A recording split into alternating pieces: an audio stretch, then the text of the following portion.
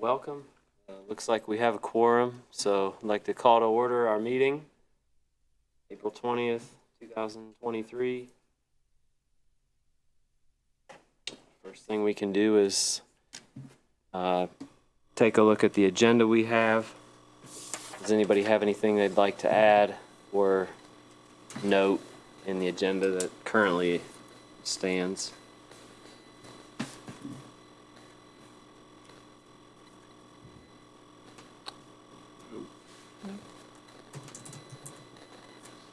Okay, take that as a,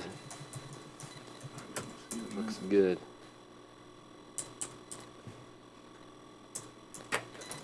All right, so I'll make a motion. If no one else will. For approval? Oh, to approve the agenda? Yes. Oh, okay. I'll make a motion to approve the agenda. Okay, go. Thank you. Second. Okay, Stuart, thank you. All right, and then next on the list, the minutes from March. Did you guys have anything to add? Any changes that needed made? Look good to me.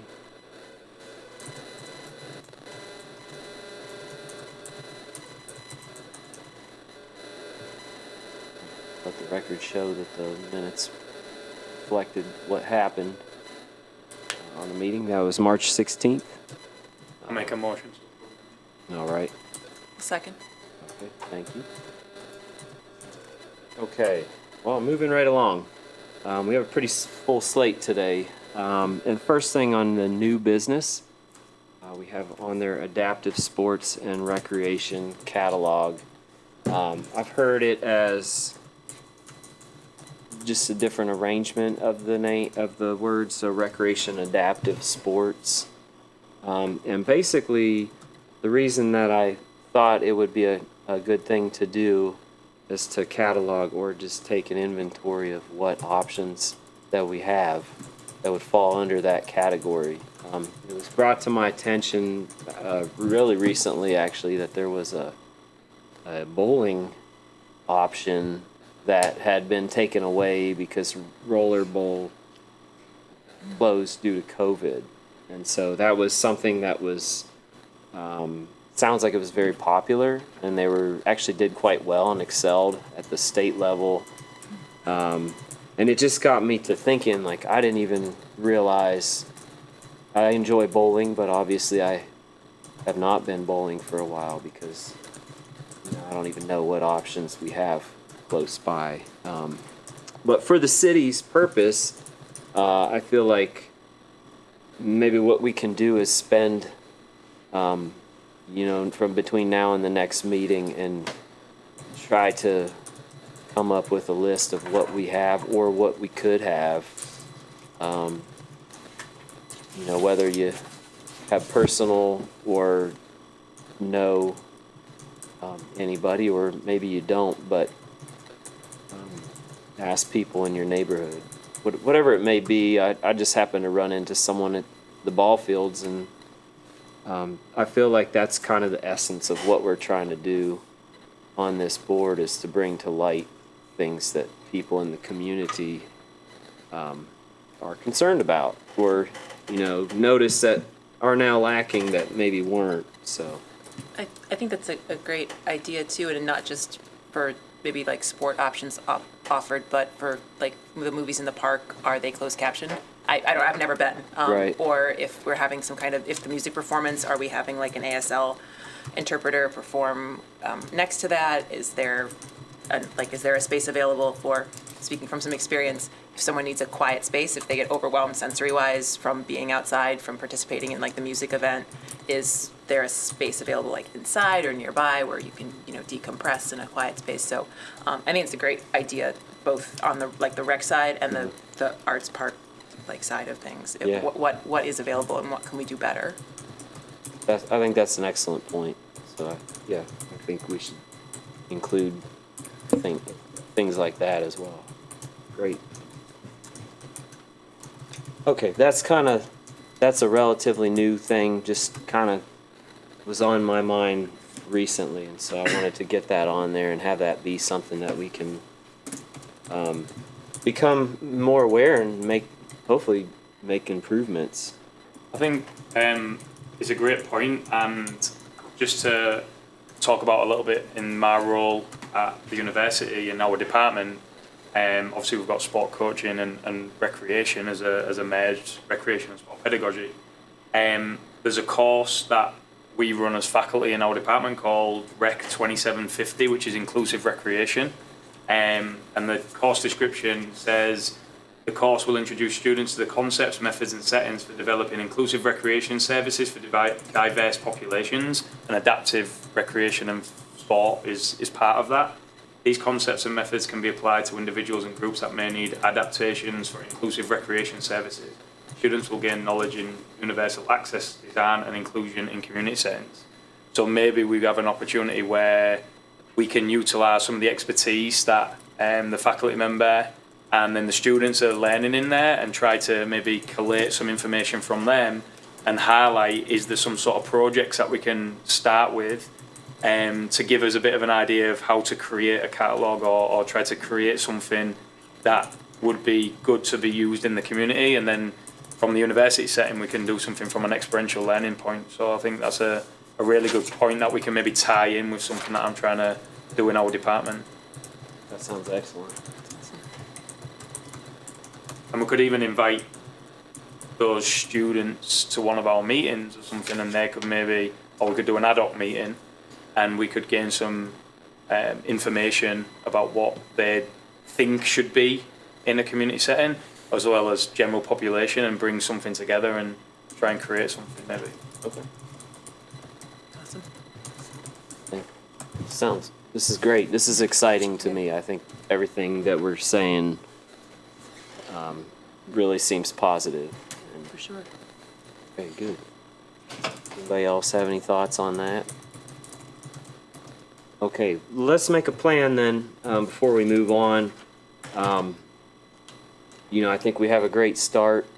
So I think next meeting we should spend a little bit of time just to see where we are on this and what it may be even become. Because like when I think catalog, I think, okay, it's nice to know because it would then help us identify what is lacking or what we have that we can highlight. Then you consider maybe people that would move to the community that could also have a way to help them immerse into the community easier. So I think there's a lot of possibilities here. Great. Okay, well, let's go ahead and move to the next topic, augmentative. I'll allow it. Either way. Augmentative? Augmentative, yes. Or alternative communication, core communication boards.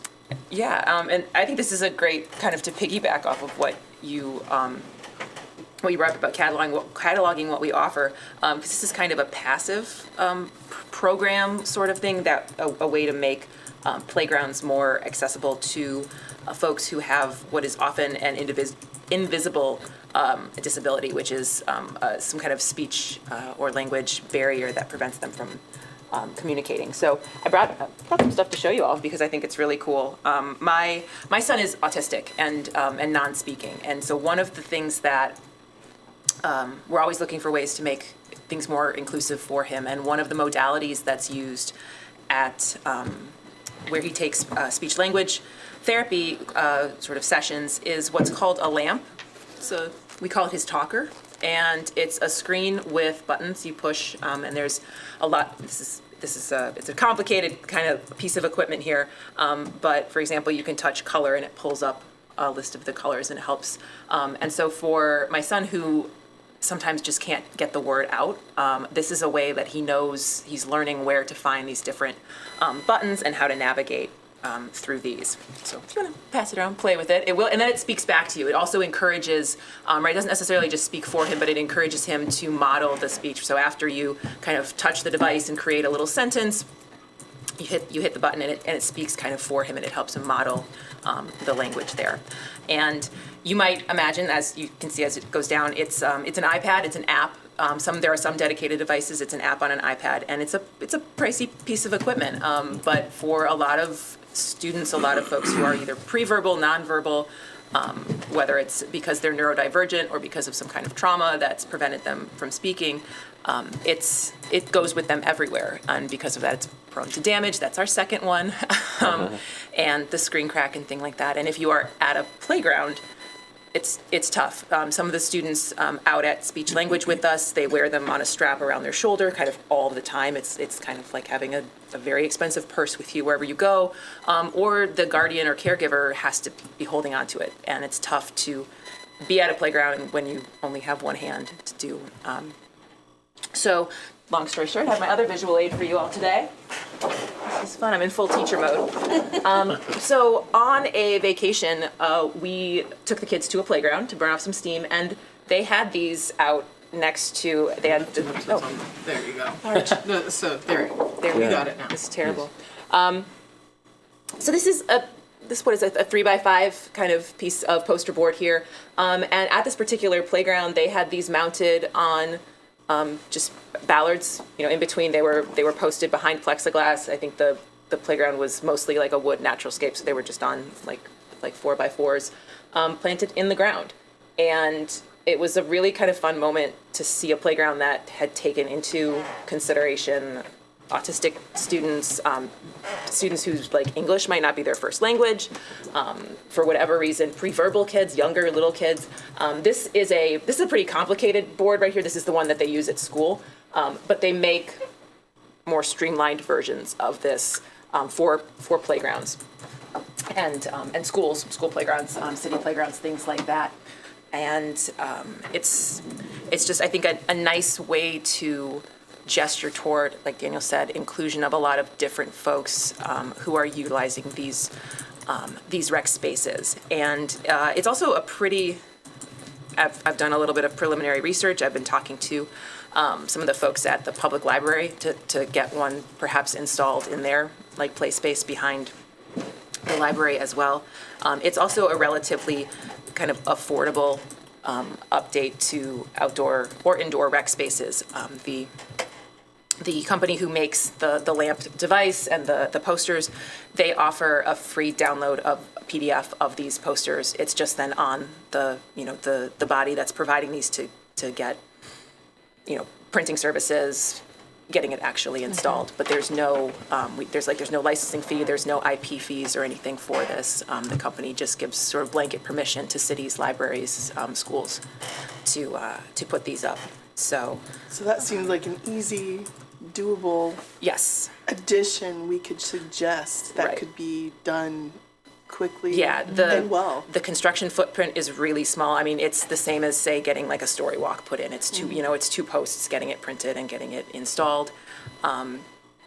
The speech language pathologist that we work with at Pivot Point, which is here in Athens County, she's volunteered her time. I can send contact info out to all of you as well. She's volunteered both financially to help with funds as far as printing goes, but also of her time to come in and talk to, say, the folks who work at the community center, if one was installed indoors at in the gym, to work with the staff out there, just with some best practices, how to work with students, help them point and mimic speech, things like that, and to come out and have us be at a playground and show folks how we might. And is that I'm poster that you shared there, is that similar in size to what you saw on the playground? Yes. That you? Yes, this is about what I think most folks who have spaces that have those put up, but certainly they could be smaller. Like I said, this is a pretty comprehensive. This board, it looks like, if you pull up the one that's on the talker, this one does look pretty much like the homepage for them. Well, even with that, Megan, I mean, it's a those park. are- It doesn't take up much. No, That it's not. doesn't It's not take- protected. That's nothing. But one thing that might change, and this is something else that Stephanie out at Pivot Point had offered to do, is there are ways to create a board that has a little more widely used words. This one, like I said, is meant to mimic the homepage on a very expansive talker. There's some that you can get that include things like mom and dad and hungry, sad, lost, and the pictures that accompany those. So words that a kid might need if they're on the playground. Hurt, thirsty, where, like some, just more frequently used phrases. This one's a little bit complex, but that's about the size, yeah, I'd say. And would you typically, where they are at a playground, would there be multiple so that they're on different places around the playground, or? A playground, say the size of Richland Avenue, one is probably enough, right? I think about the structure that exists does have a sign language board on there. I know the playground that used to be behind West had a sign language board as well, about that size. The playground where we initially encountered these was huge, was giant, and had, I think it was kind of like 6 versions of Richland all in different places, and they had 3. So basically, like every other play area had one of those. But I think it would also just depend on number of users as well. It's not. I mean, I don't think it's necessarily the highlight of going. Like the students aren't going to go, or kids aren't going to, like run over and exclusively play with this. But just seeing it and knowing that it's there, I think, can be really helpful. So, yeah. Is that a suggestion you can make to the board? Yeah, I would say so. I mean, that sounds, Would you like to make a motion? Like to That we suggest- forward the suggestion Yes, to the mayor. absolutely. Yeah, sure. I will make a motion to I will forward the second that suggestion motion. to the That's a mayor. great Yes. Yes, because I'm bummed that Catherine couldn't be here tonight to Oh, to we'll see. send her a note. Yes. yeah. Yeah, I think that sounds great, and I think the next step is let's communicate with Catherine Ann and see what we can do, because it doesn't seem like it would be And you already have people lined up to introduce it, sort of. Yes. Yeah. Like I said, Stephanie Minot out at Pivot Point Speech Therapy. I'm happy to forward her contact to everyone. She's volunteered some financial help and both her time and expertise at using this. She's also really she's good friends with the LAMP, the PRC representative for our area, for like the Southeast Ohio, Megs Fenton, and I think parts of West Virginia as well. The rep who comes down and does classes, free classes, to teach folks how to better use the actual like electronic version of LAMP. So. Yeah, I think that this is one of those things that could happen relatively quickly and with not a huge footprint, both financially or physically. Thank you. Yeah.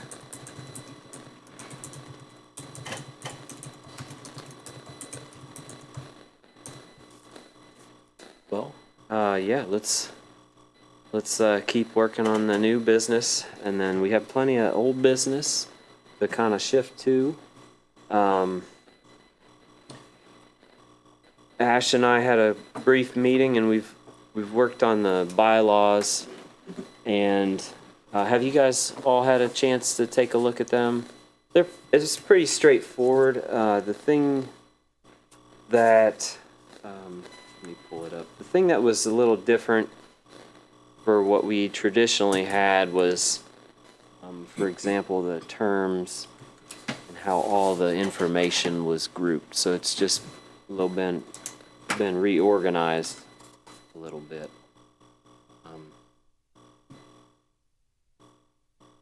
But the goal is, this will be, since it does have changes, we can submit this to the mayor. I think it's close. And then after that, then city council would have to approve it. I had a quick question. Yes. And maybe I read over it. About the terms of office. This is in part because I think I came in midterm, but I'm not sure. It doesn't say, like, it says that we start the fiscal year January 1st. Is that also when the term begins? Okay. Yes. So- Go ahead, Daniel, I'm sorry. Well, yeah, that was kind of a gray, like an unclear Okay. to me, because we all have individual dates as to when we were appointed, and I don't think any of them are January 1st. Okay. So They're the date of the January meeting Is the start of a is term. is the expiration date on there. And Because I had Okay. to have, I sent an email to Patty to update and add Stuart and Annie. onto the website because they weren't on there for a vacancy. And Greg Lavelle's term had expired in January, and so Stuart took over the term starting on that date. However, Annie was fulfilling the term vacated by Rebecca Dillon, so her date is a partial date on there. So she's not a Okay. full 3 years. She would be the remainder of Rebecca's 3 years Okay, until the next appointment. Because I think the reason for that too is if not, you'd have 5 of the 7 members leaving the same year, or potentially if they didn't it does. continue. Yeah. It does say later about vacancies and term, like it's not a full term if you start mid-term and that doesn't contribute to your full 3 years. I was just curious as to, I guess, what my start date was. I didn't even, like what. So I have to. Right.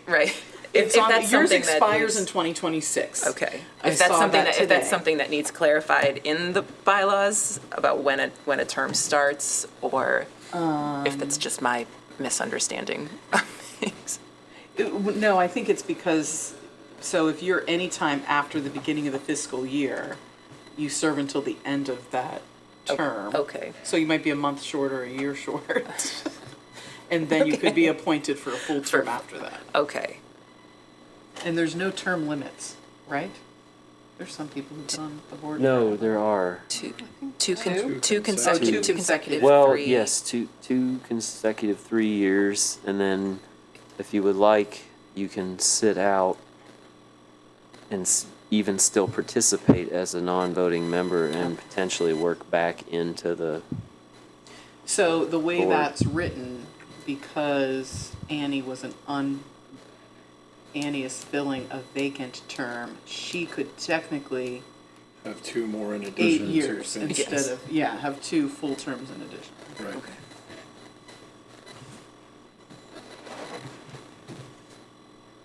Okay. I think that that's fine, right? I have no objection to Annie serving for 8 No, years. but I so just- it's all in there, but it's in different spots. Yeah, I was see what you're just saying. making sure Yeah. that I didn't read over something or miss what. But we're good. Okay. No, that's all a great point, because like I was, it took me some time, and I think even now I'm still understanding. So. All right.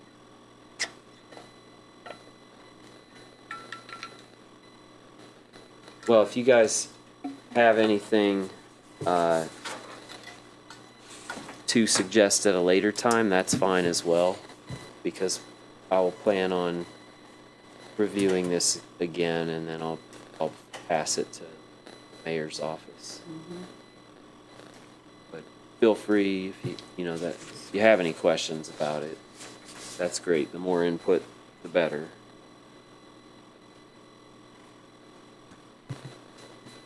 Okay. Any other questions about that, or move on? Okay. Does anyone have any concerns that would need to bring this to a vote to move it forward at a later time? Or are you concerned about that, Daniel?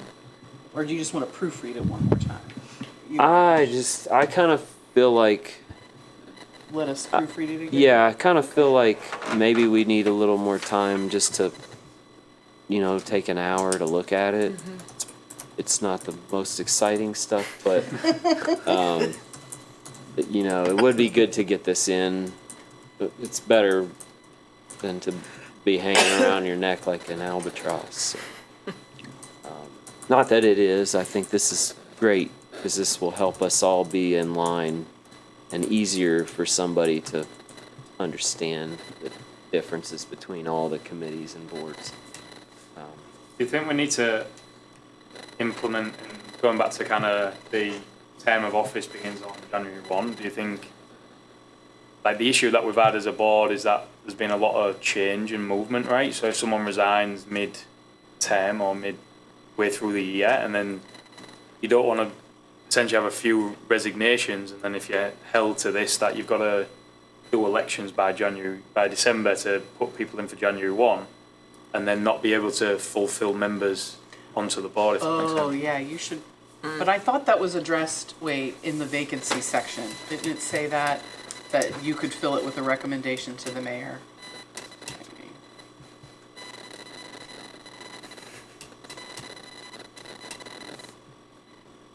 Now I've lost the section. Yeah, I see that, section 4.6.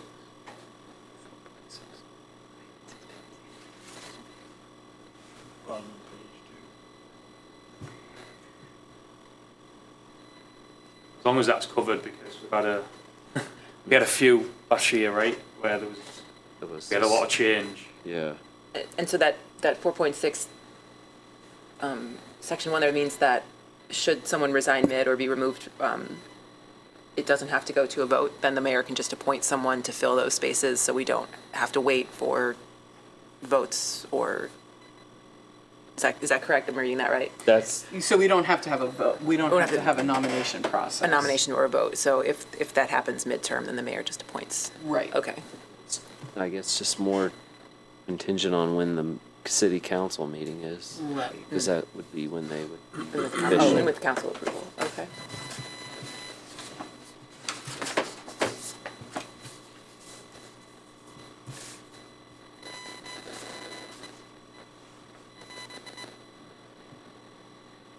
Okay, so I put in the minutes that you're asking the board to review the bylaws another final time to be prepared to vote on it at our next meeting, correct? Yes. Got it.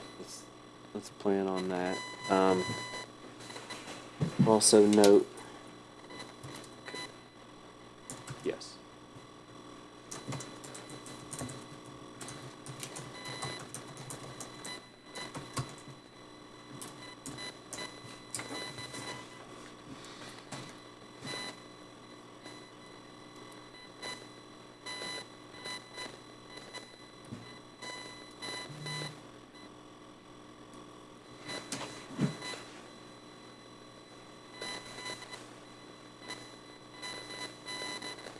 Okay.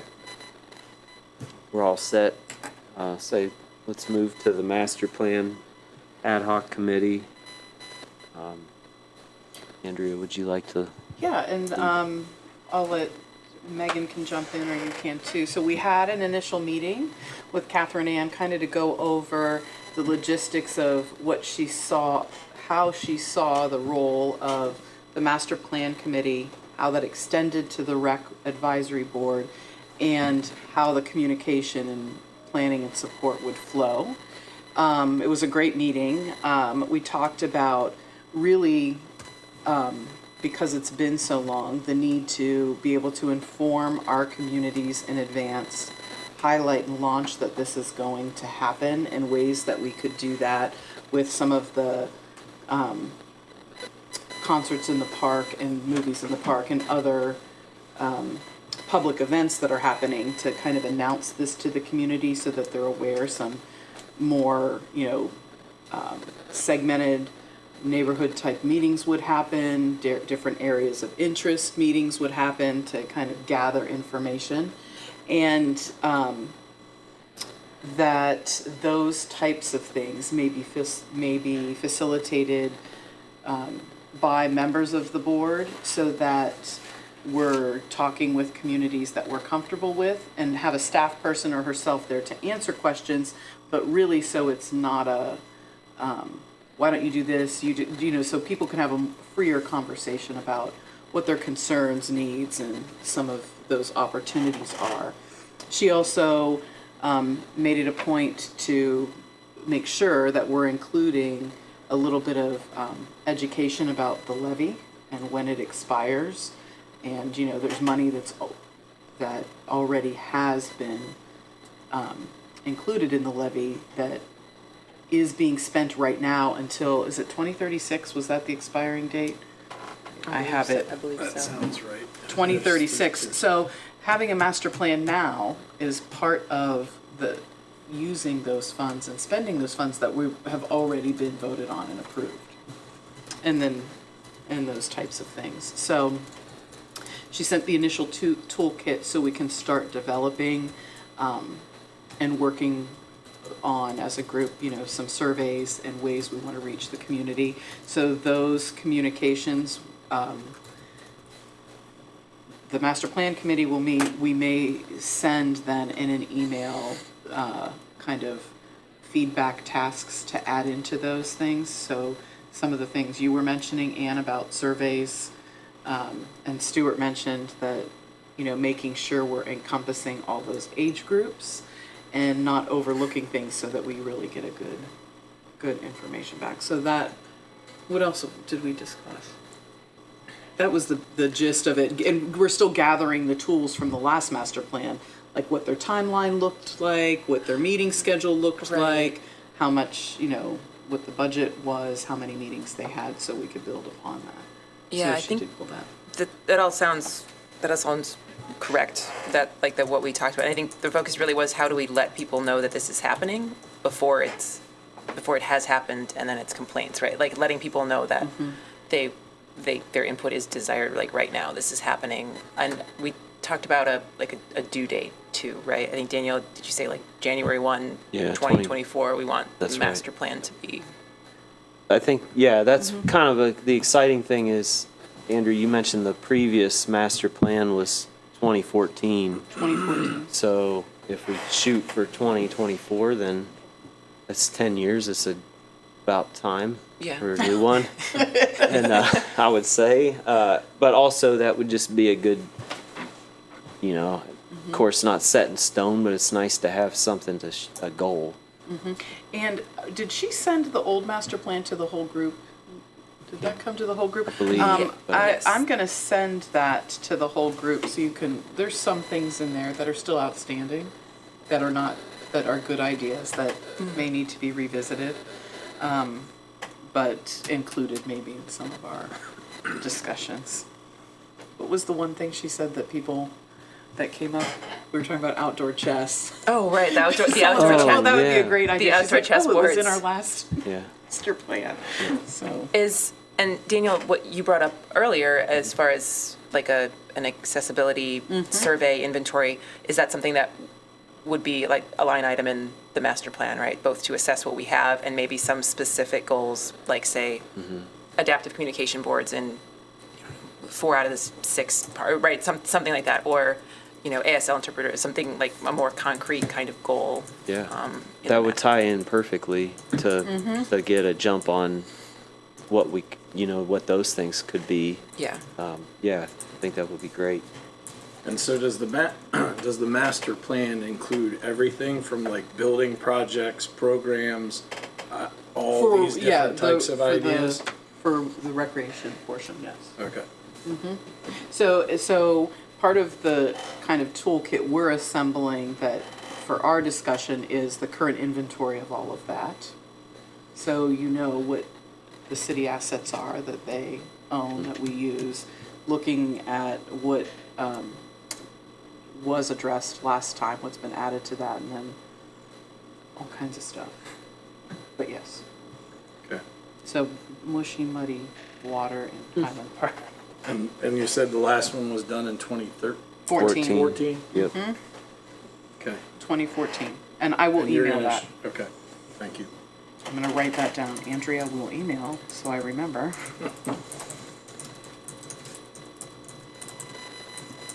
But tentatively, we discussed, the tentative kind of launch, so we had some planning behind it, was June. That's to right. the community. So we had, after classes ended, Yeah. that we had the month of May to kind of pull some stuff together that was Which more is polished. Yeah, which is soon. So I think that was thinking on my way here. I can't believe this is April and it's already midway. We're past that through. So yeah, I think June would be good because it would allow us to hit those crucial events like the music. Oh, in the yeah, park and we were talking about, I saw data capture on there too. We were Yeah. talking about starting in June, at a lot of these community events, because we'll have parts of the population there, that in addition to community meetings is setting up ways for either taking surveys, so iPads, or having the QR code so people could scan it themselves, but if they didn't have a phone or were uncomfortable using one, having the iPad say, can we ask you these 3 questions? and do it with them, or be able to record those with some of the help from their interns and staff that they have that will already be at those events. So gathering information and encouraging people to share, in addition to Yeah. other media channels and stuff that Have a they would use. reward, like you had mentioned, a sticker for the city or something. Oh, free. yeah, everybody will do something That- for a sticker. Well, yeah, I hadn't been You're not wrong. I was at a concert last year, and like that's kind of something that happened there that was interactive. It was interesting because you could learn things, but also they were trying to get information like that. So I think that would be Yeah. it would be an easy way, and it's like what we talked about in that meeting where we have how can we improve getting the word out to the community members faster or easier, how to just overall make it better. So yeah, that kind of jumping ahead too, like in the other business, that's one thing Catherine Ann and I were, and I think we had all talked about this, was our next meeting is also the first concert in the park. And so I don't know if you can understand how my notes were here, but it's the third Thursdays from 6 to 8 p.m., May, June, July, and August. So that's something that we can think about. We don't have to make a decision today. I think we should discuss and make a decision today, because if we made a motion to change that, that would have to be posted. Yeah. Well, one option would be Yeah. to see if we can have it at the rec center. We can. If- So, yeah, there's options. We can we can change the time, move our meeting up to 5 o'clock. We can have it at the rec center, and it still can be recorded. The government channel will do that if that's convenient for folks, if that makes sense. And then you can walk right over to the music in the park if it's at the community center. That's where But it's not there every week, every month. Oh, that's right. But Because they have it at West State Park. They've had it a couple places. it sounded like that may be where the first one May is there, is. yes. Yes, so May is that's there. that's an option. I mean, I'm open to that, or And the reason that's important is less about our participation, but Catherine Ann would have to leave. That's right. To be there, be present at these functions, because they're, community events with her staff. So, It seems like the simplest would be to maybe to just to push it up an hour, right? To keep it the third Thursday, but meet from or 4:50 to 6 or 5 to 6, and then go, and then change location as I would say she necessary. would still have prep time though for things that. That's true. I mean, there's a lot of last minute things That you're happen. right. That third. or if we wanted to, we've had them here and had her off site, I believe. That might be a possibility. I feel like we did that. Zoomed in front. Yeah, didn't we do that? oh, we moved the agenda around too. Yeah, so. But we could meet at the community center if people are comfortable with that. Yeah. And then she could go, we still could shift the agenda, so she could sneak out sooner, but be there. Probably want to touch base with her, like, and said if that third Thursday, May through August, is just super swamped for Catherine Ann, not to make it difficult for her to come away even for the first 10 minutes. Yeah. Probably better to shift it for a different day. So for May, do we want to plan May's at the community center? Why don't we do that? And then, We'll have to can Consider everybody the- make it to the community center in May? What day is that? What days? May 18th. 18th. Yeah, I'm not available that day. Okay. But you wouldn't be available here either. No, Okay. I'm in New Jersey. Okay. Make sure it's May 18th. Now that I- It yes, is, it's- yes, May 18th. Yeah. Yeah. But is that inconvenient for anyone else to go to the community center instead? No. If I was here, I'd be able to go to the community. Yeah. Okay. So May 18th, we'll meet at the community center and then evaluate what we need to do for the rest. And do we want to? I can, for me, I'd be able to push up to 5, but that's about the earliest. And that might even, be pushing it, but I'm okay with that if. I can do 5. That Can you most do days it? I can I push believe to so. 5. And Anne, can you? So,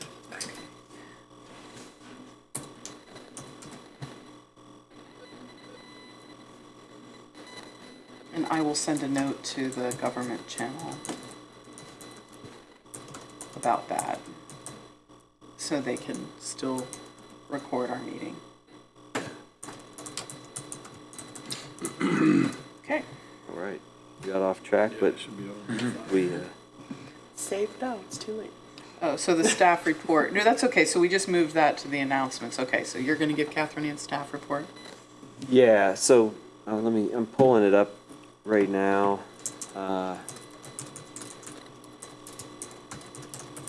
see.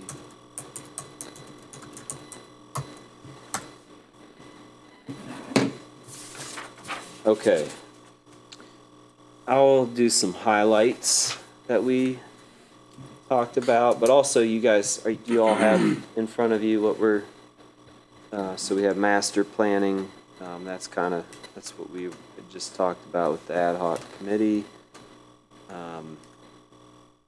The pool, so it sounds like there was some exciting stuff going on down in that area. I'm not on that side of town, but Oh, yes, I had to close this East State Street. oh, okay. Well, that's not. I guess not. The traffic light pole was sagging. Oh, That's not the- That's not the kind of exciting. I was thinking more of all the new roof, the and solar, surface prep. the surface prep, Yeah. the solar. And I think she mentioned this in here. One thing. So while we're going down under pool.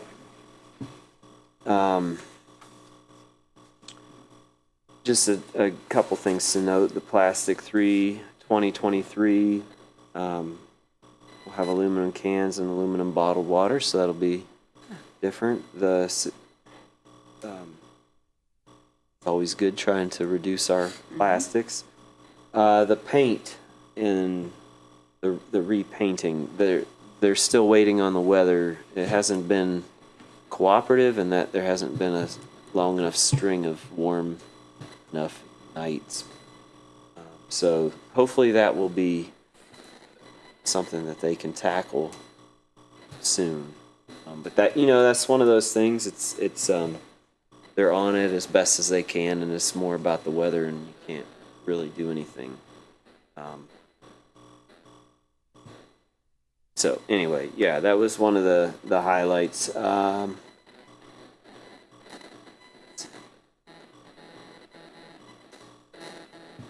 think most of the new stuff is down on page 3.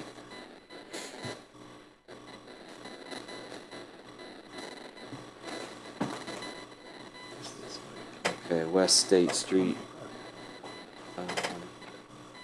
So there's been additional shade on shade structures that's needed, but also I do want to note I was down on the softball fields 1 and 2 and the shade structures that were installed recently. They've had some additions to them to provide more shade, and actually it's quite nice. So They look good. yeah, I was impressed with how they are. I wondered how they would work, but it was nice to be down there and to be able to actually firsthand see. So I think that's nice. It's looking like They that's survived the big winds. yeah. We had a couple bouts of big wins, and yeah, they seem good. Looks like soccer fields. There's some more dirt work to be done, drainage work and seeding. The riparian project, that's ongoing. Anybody that's interested or knows much about invasive control, that'll be a 5 to probably more likely 10-year seed bed that they're going to be dealing with. But the pollinator seeds are going to be planted later this month. You know, one of the exciting things about invasive control is that does provide an opportunity to see what's coming back that's actually native, you know, and or something that you would like to have. Okay. Community center, looks like the roof replacement is set to begin on the 24th. So that's prep work's already started, which was, I guess, the prelude. That was the excitement. But it's exciting because this is something that's been needed, done, and talked about for a couple years now. So it's good to see that happening. The solar array project, panels will be installed at the pool. The prep work has begun there as well. So that's another one of those. Mm-hmm. All the stuff was, I rode my bike past it a couple times this week. The materials are there. They started boring the holes. So those will probably be up in no time. Nice. One thing that I'll bring up, I think that while we're on this area of the city, a person that lives over on that side of town across from the community center, actually. In fact, Far East Side? yeah.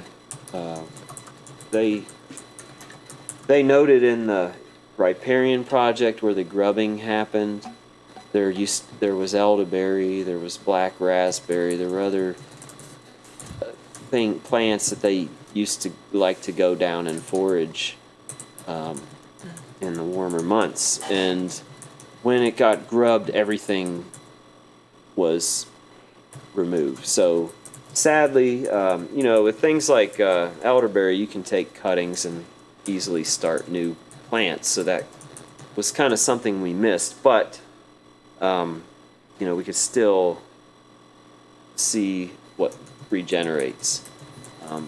They had that concern, but then also with the solar array project, there were, in the area where the main solar array, The old dog park the area? old dog park, that area used to have bluebird houses that got taken down, and so they were concerned what happened with them, but also, and I talked to Catherine Ann about this. I just thought I'd bring this up because I think that's a simple solution to install something like that in these solar arrays. I know we've talked about the pollinator garden, but that's also a great opportunity for to provide habitat for species that, you know, we would normally have around here, but they, you know, like bluebirds ideally would nest in a dead tree. A snag is what it's called, and I had one in my backyard do that. It was great, and I had a bluebird house right next to it. But anyway, I don't want to diverge too much, but I want to bring that up because I thought that was a direct comment from the community member who lives down there, and they were pretty, you know, it struck a chord, and I can understand that. So I think that a good way to, you know, Include the feedback. Mhm. make things even a little better. Maybe have a few more, make a bluebird path. I mean, that's something that people do, is they'll have them spaced out. You can see them on the OU golf course. In fact, the way they do them is they do back to back. Oh, is that what those are? And you might wonder why they have two back to back, but a bluebird will nest in one, and a tree swallow will nest in the other side, typically without problem. So that way you have two nests in one spot, and both are very beneficial because they eat a lot of insects. Overall, just kind of, they do a good job, a good deed, and you get to enjoy seeing them. And I don't know much about birdhouse construction, but is this something too that could end up being like a program, right? Where like smaller students, teenagers could help build something like that or paint them. Again, I'm not sure if they can be painted, right, or if they have to be a particular color to help encourage nesting. But is like a way to kind of double dip. Like this is if the community's really interested in Yeah. increasing songbird population and want those houses back, can they come and like help participate in building them? So we're not just, ordering a bunch of prefab houses and sticking them up. Is it, or half and half, right? Something like that, where they can come and participate in this. That's a great idea, and I would say that I think that would be doable easily because, going back to when I was in school at Athens, we built a birdhouse one year Yeah. into my high school career. And you could do any kind. You could do a wood duck house or a barred owl if you wanted to do something real big. But like, that is something that I think Sure. that's a great idea just because imagine being a youngster and you build a house and then you can go see if there's something in it or whatever, but like you never know what Right. that will inspire. So I Yeah. think that is a good idea. And it's also then something they can go see at the community center, or like you said, on a bluebird walk or something, like something that's there even after they leave or go somewhere. Yeah. That would take it does take a little maintenance, but it's minimal as Cool. far as like cleaning them out after the seasons. But yeah, I wanted to got off topic and now here we are, but did want to mention that. I just think things like that is why we are doing what we're doing. So if you talk to people and the more good ideas, the better. Okay. Upcoming projects, new West State Street restroom facilities. So it looks like the third bid will begin starting here in a couple days for the advertising, and then the bid opening May 22nd. Tennis and pickleball, the asphalt work began. And now getting quotes on earthwork and asphalt tennis courts. So the survey staking will occur soon in order to get an accurate estimate for the earthwork.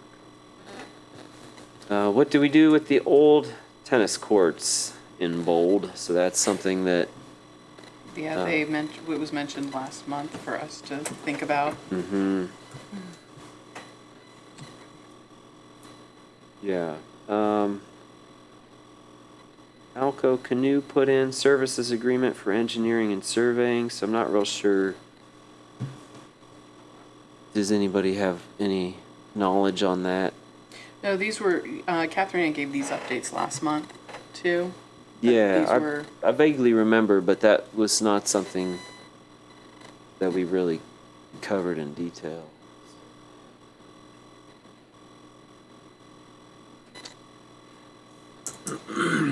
Yeah. Are the old tennis courts beyond repair in the condition they're in presently? So they can't just be resurfaced, they'd have to be taken out and put back in again if that's what they were gonna do with them. No, the tennis court project and pickleball project is not in that location. So at our last meeting, Councilman Swank brought up that Chris Schmiel had approached him, that, would that be a way to consider use of that to expand the farmer's market back that way? Okay, yeah, Catherine Ann had mentioned that. Or some other things that could work, I think, and don't quote me on this, but I'd have to pull the minutes, but some of the fencing and that is being reused for the new That's right. courts. So once they're installed, that will come down and be relocated other places. So then you'll just have the Pad. surface pad that was there.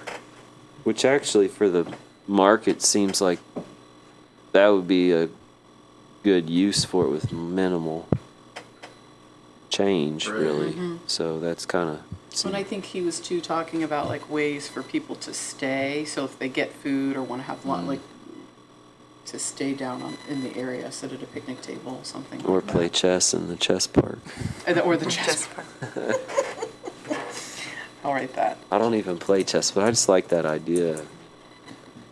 I would like to see something like that, the farmer's market, more of a destination, and not just a stressful run in and grab what you need and leave, kind of, but like where it's worth the drive to come, it's worth the traffic to come and go and stay, and you're going to be there for a couple of hours for Right. breakfast or whatever, and actually Wait for the traffic to right, disperse. right, Well, wait the- for everyone else to leave first. The cool thing about down there too is that as someone who used to get around on a bike pretty much all the time, it's amazing how the difference is there versus where it was, because you had to cross East State Street, and there was no real good way. Like you go through Lowe's parking lot, or you're inevitably going through parking lots, crossing a busy street. Now it's right there. It's easy access. I mean, I haven't been down there to see it, but it sounds like there's possibly more student interaction down there, or the potential for more. Just I think the because potential, the crowd seemed similar. Similar. Not any. That might be something to look into as well, would be bike parking. I know they have the new like primary color ones by close to where the pool is, but I'm not Right. really familiar with, and then there's a set close to the center, Right at the entrance of of the the- center itself. But why not have something on that far side when you're coming off the bike path there, past that little garden and past Yeah. where the old tennis courts are?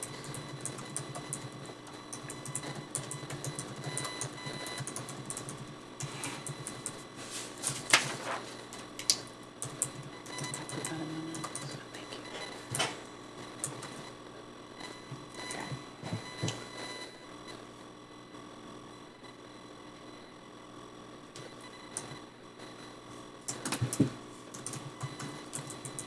Okay, so it looks like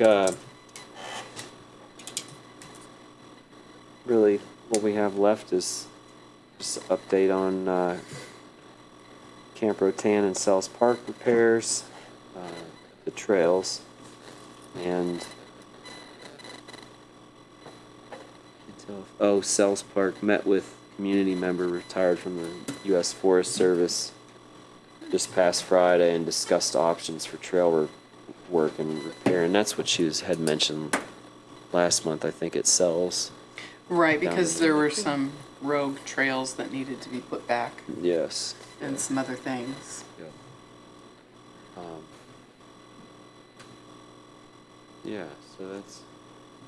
I think something we should say on the live stream, because Catherine Ann did include it in the email to all of us, is that issue 8 is the proposed municipal income tax to continue support for arts, parks, and recreation within the city.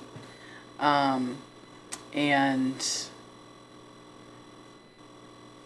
that will be coming up on the ballot in just a couple weeks.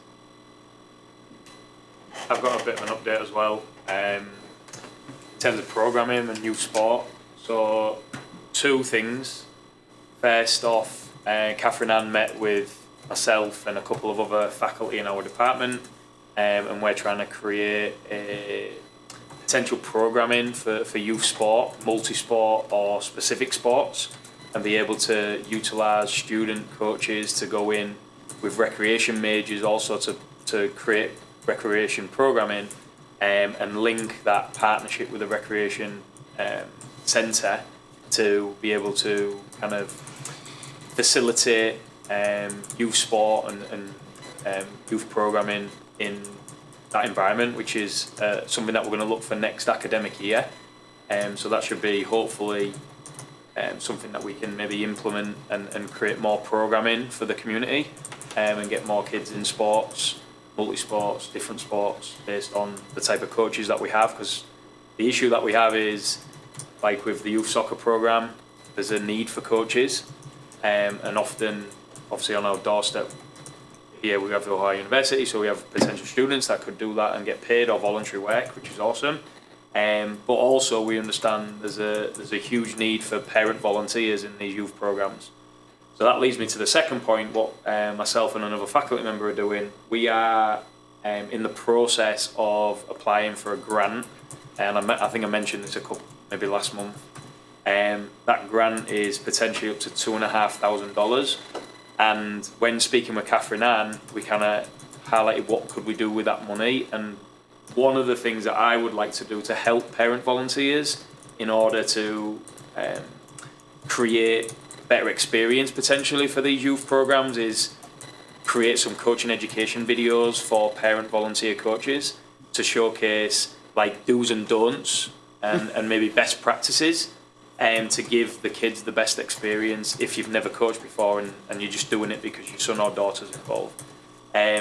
So that's something that we're hoping to also do in next academic year and create these bespoke coaching education videos that'll get put out to anybody that signs up as a coach in these youth programs.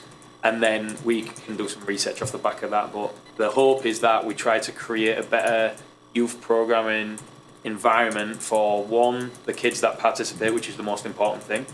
And then secondly, the coaches that are coaching and maybe don't have education behind themselves, that they can get a free resource to be able to get some best practices, do's and don'ts type of thing. So that's something that's in the pipeline coming into the next year if cross that we get the funding, which I'm hopeful that we will achieve by Monday.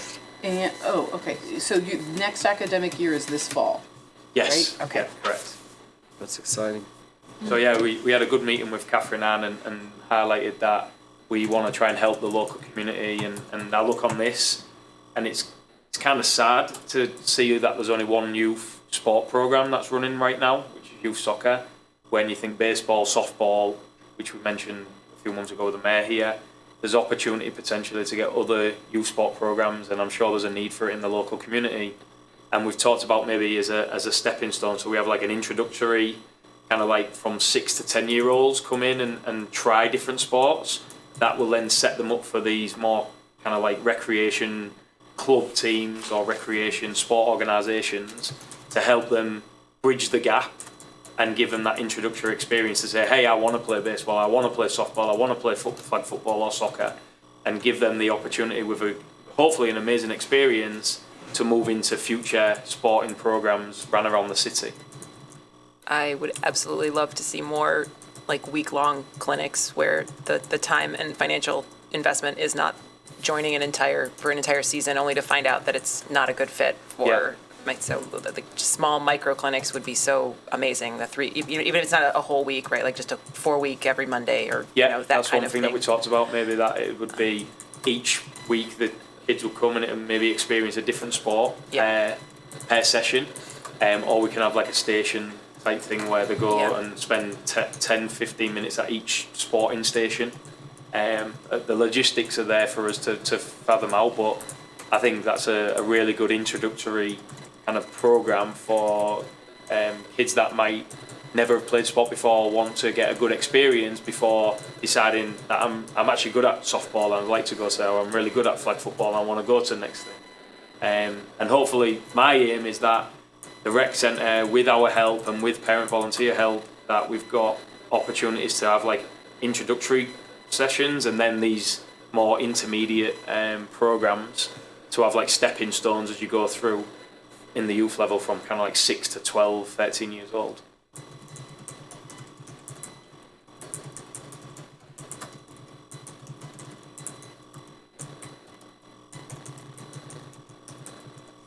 Great. I think also, what you mentioned, getting students potentially involved in coaching. I can remember that as something that happened occasionally, and I just think that that's a good all around. Gets them in the community. Absolutely. They have good knowledge to pass on to the kids, and sometimes that's easier absorbed by the kids than their parents trying to explain it to them. So. Yeah, that's the hope, and one of the reasons why I wanted to join this advisory board to give back to the community and use our students on campus to really help the community out. And then our role, or my role, is to help those that maybe need assistance because they're just a volunteer.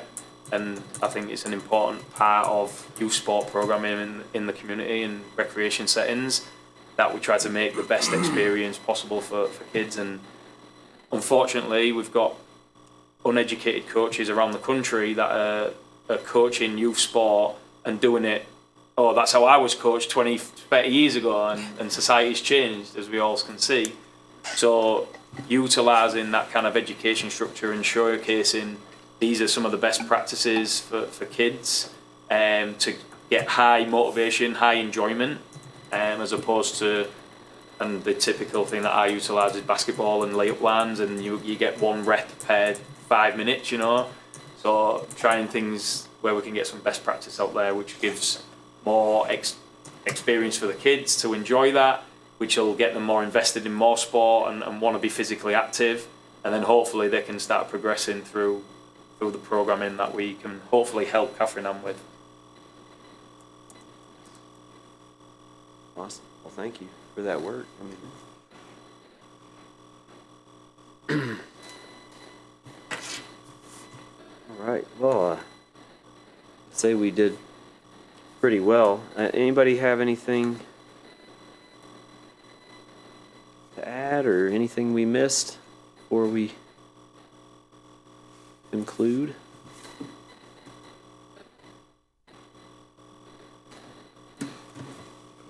All right. Well, I made a mistake. This is not a new levy. This is the old levy. Okay. This is the 2016 one that's expiring in 2036. Oh, that's right. Catherine Ann said she was going to include that at the ad hoc meeting as a way to remind folks that the master plan, the goals, already been- the goals of the this new master Right. plan are still technically funded. So the master plan is not attached to, we're also asking for a new levy, that Right. the levy that exists will ideally. The funding was already Yeah, in the place. Funding was funding's already in the funding's place. already secured. So the master plan is not also a request. I for should have funding. read, there's no date on this on the top, so I should not have made an assumption. But still worth noting, right, as we Yeah. start to advertise the new master plan.